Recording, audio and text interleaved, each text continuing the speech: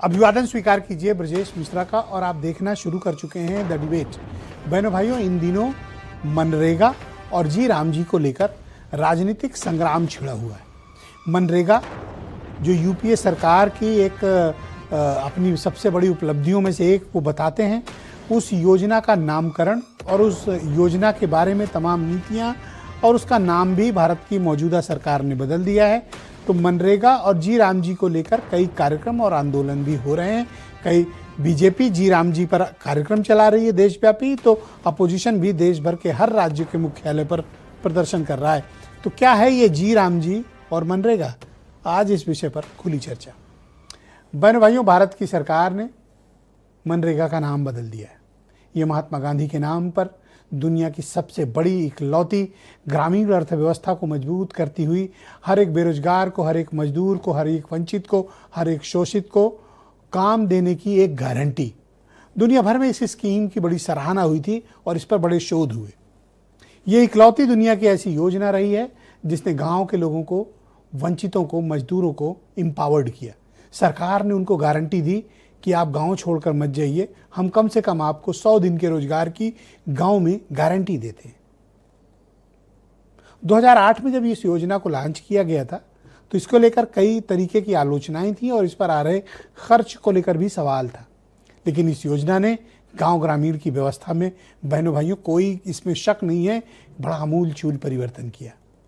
लोगों को कैश मिला, मजदूरी मिली, गांव में काम हुए, नाली, खड़ंजा, रोड, तालाब, मेड़, इन सब के इतने कच्चे काम हुए मिट्टी के कि जिसकी वजह से गांव में भी थोड़ा बेहतरी हुई और लोगों के पास 4 पैसे भी आए।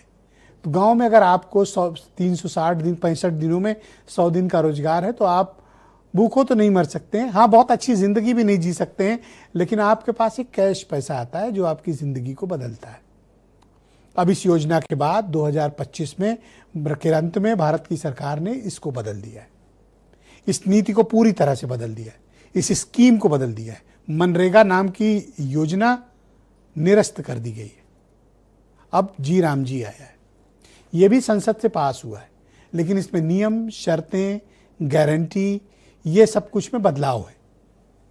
मौजूदा सरकार ये दावा करती है कि यह स्कीम वर्तमान समय में ज़्यादा प्रासंगिक है बजाय मनरेगा वाली के। वो ओल्ड स्कीम हो चुकी थी और उसमें कई इररिलेवेंट शर्तें थीं और उसमें उतनी बेहतर गारंटी भी नहीं थी जिस गारंटी का जिक्र इसमें किया गया, ऐसा क्लेम किया जा रहा है। अब गांधी जी का नाम हटा, योजना भी खत्म हुई, बदलाव भी हुआ, तो विपक्ष तो घर में बैठेगा नहीं, सड़कों पर उतरा, प्रदर्शन हो रहे हैं, मुख्यालय प्रदर्शन हो रहे हैं। हर नेता अपनी स्पीच में मनरेगा और जी राम जी के बीच की तुलना कर रहा है और इसकी संसद से लेकर सड़क तक विपक्ष ने घमासान मचा रखा है।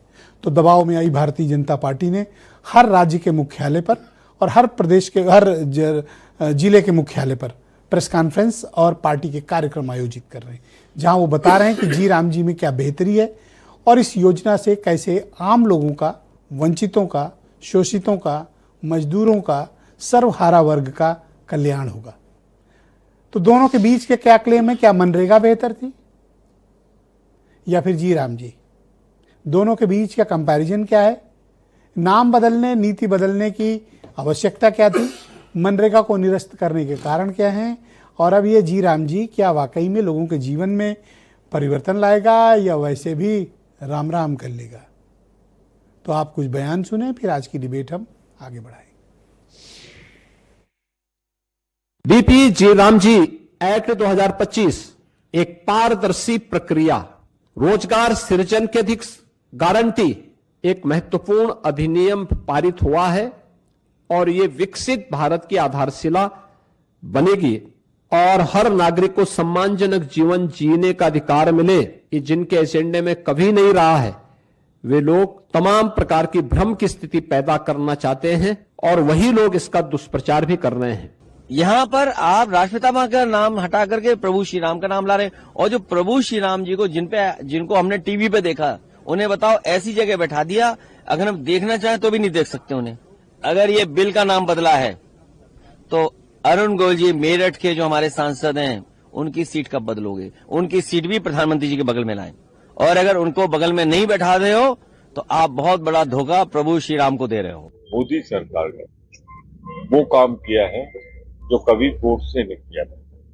महात्मा गांधी की शारीरिक हत्या की, अब मनरेगा को हटाकर उससे महात्मा गांधी का नाम हटाकर उनके विचारों से हत्या की। जिस दिन हमारी सरकार बनेगी 24 घंटे के अंदर हम मनरेगा को वापस लाएंगे।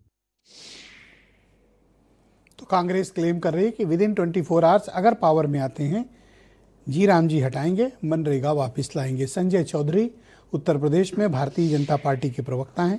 सुनील सिंह साजन समाजवादी पार्टी के प्रवक्ता हैं। संजय दीक्षित कांग्रेस पार्टी के वो नेता हैं जिन्होंने मनरेगा को लेकर पिछले 16 सालों में बहुत काम किया, 16-17 सालों में।